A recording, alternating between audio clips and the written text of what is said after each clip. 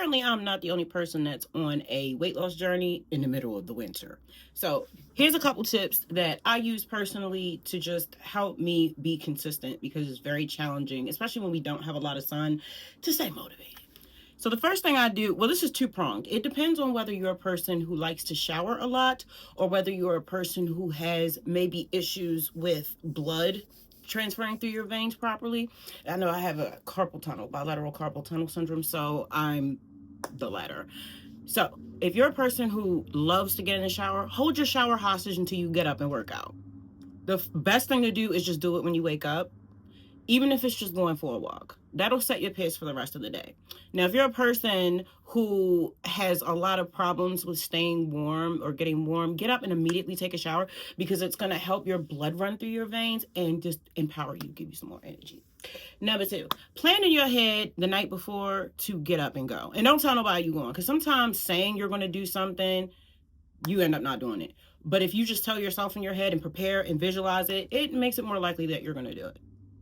We're holding ourselves accountable. The next thing I do is commitment. So I use this thing from Atomic Habits that I learned, where I get a blue check mark on my calendar every time I go outside and exercise.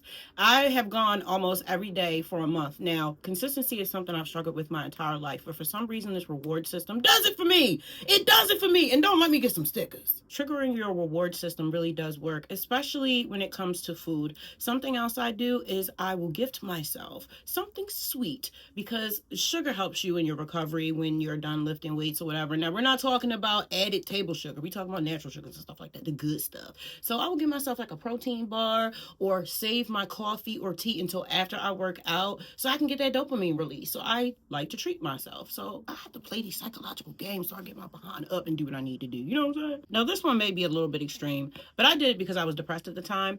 I got an emotional support animal. I got a dog. Well, I don't have him anymore. He passed. Rest in peace, Spinner. He was a real one.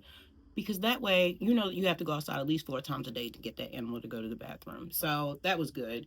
I needed an accountability partner, which is also a tip that may work for some people, but it doesn't work for me because the people in my family are lazy and they're the only people I know really. So if I use an accountability partner that's someone in my family, they're going to feel like they can flake on me, and then I might flake on myself. So accountability partners may work for some people. It just all depends on how you are as a person. So you got to know yourself. But the last thing I do to stay motivated is to simply remind myself that every day that I don't work out is another day that I stay fat.